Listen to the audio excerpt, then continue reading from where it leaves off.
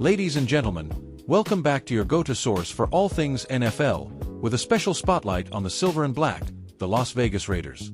I'm your host, bringing you the latest from the gridiron, and folks, if you're a Raiders fan, buckle up because we've got a lot to unpack after that tough Sunday showdown. Picture this, the bright lights of Allegiant Stadium, that iconic Death Star, beaming under the Vegas sky.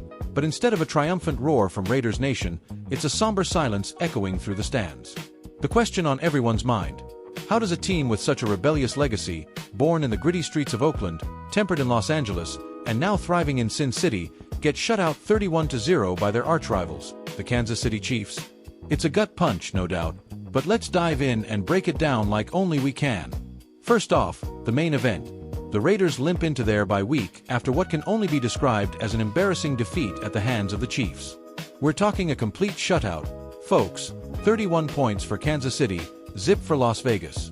This wasn't just a loss, it was a shellacking that exposed some deep cracks in the silver and black's armor. The Chiefs, led by that wizard under center, Patrick Mahomes, one of the greatest quarterbacks to ever lace up, did what they do best: dominate. But the Raiders were short-handed, missing key pieces that could have turned the tide. Still, expectations were low going in, given the injuries, but no one saw a 0 on the scoreboard coming. It's the kind of performance that leaves fans scratching their heads and players soul-searching during this much-needed break. Now, let's get into the heart of it with some in-depth analysis. Drawing from insights in a recent piece by Ezekiel Trezevant over at Las Vegas Raiders on SI, the spotlight falls on Smith's assessment, and I'm talking about the veteran voice in the locker room, likely channeling the frustration of the squad. He nailed it when he said guys might be trying a little too hard out there. You know how it goes in the NFL. Passion fuels the fire, but when wins aren't coming, frustration creeps in like a bad penalty flag. Smith put it perfectly: I think guys are maybe trying a little too hard. I can't speak to everybody, but when I assess it from my point of view, I think maybe guys are just trying a little too hard. Guys want to win. Guys sacrifice a lot to go out and play this game. When you are not getting the outcome or the results that you want, frustration will set in with some guys. And he's spot on about the bigger picture. Penalties, turnovers, those aren't just personal slip-ups, they're team killers. You're hurting the guy next to you, the one who's been grinding through OTAs, training camp, all for that shot at glory.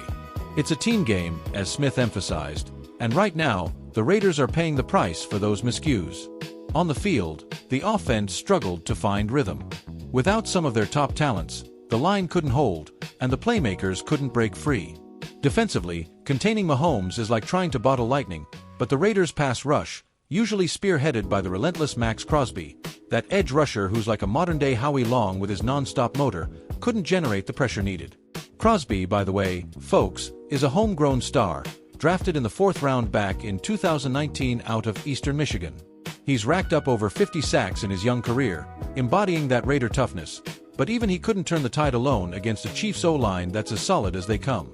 Speaking of injuries, let's not gloss over that. The Raiders were without some of their best, which amplified the issues.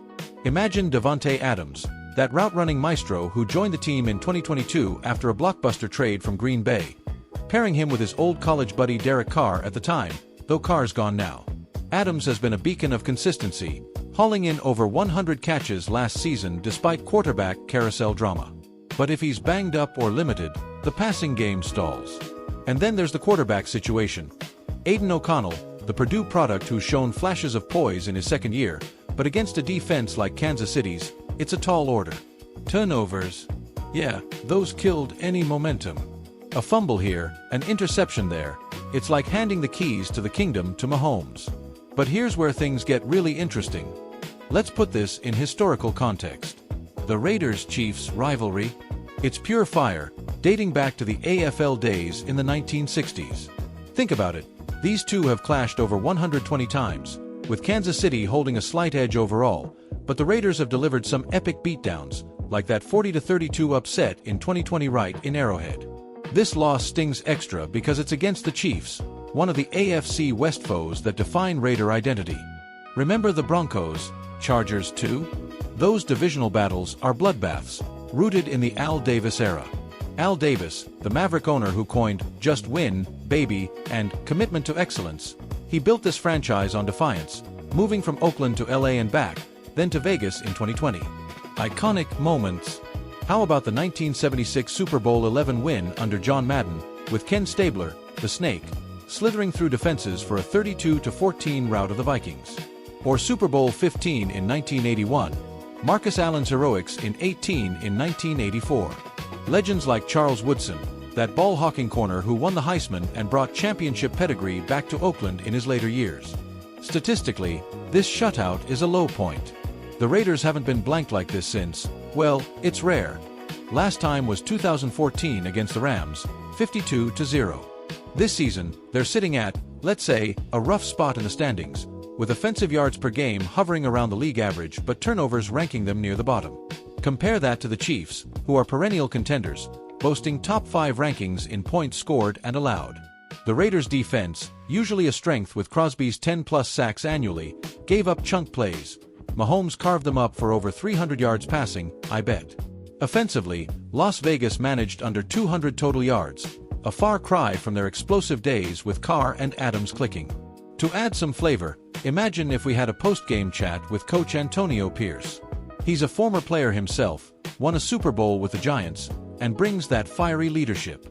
In a fictional huddle, he might say, "Look, Raiders Nation, this ain't us. We're built on grit, on overcoming the odds. We'll use this bye to reset, get healthy, and come out swinging." Or picture a fan from the Black Hole, that notorious end zone section in the old Coliseum, now alive in Vegas, ranting, "We've seen worse. Remember the Tuck Rule game? We'll bounce back." And from an expert's lens, I tap into what analysts like Albert Breer are saying about the league. While he touched on other games like Bengals over Steelers, the broader point is teams like the Eagles and Vikings are surging, showing how quick turnarounds happen with discipline. Looking ahead, the implications are huge. This loss drops the Raiders further in the AFC West, making playoffs a steeper climb. But the bye week. Perfect timing. It's a chance to heal, scheme up new plays, maybe tweak that offensive line to better protect O'Connell or unleash more blitzes on D. Predictions. I see them rallying post-bye, perhaps stealing a win against a divisional rival. Long-term, if issues persist, it could shake up the draft strategy, eyeing a stud lineman or another weapon for Adams. But don't count out Raiders Nation. Their passion is unmatched, from tailgates in the Vegas lots to global fans waving the skull and crossbones. In closing, Raiders fans, this is just a chapter, not the story's end. Channel that Al Davis spirit, commit to excellence, just win, baby. Tune in next week for more updates, and catch the Raiders' next tilt. It's must-see TV. Whether you're a diehard or just dipping in, football's about the comeback. Until then, keep raiding.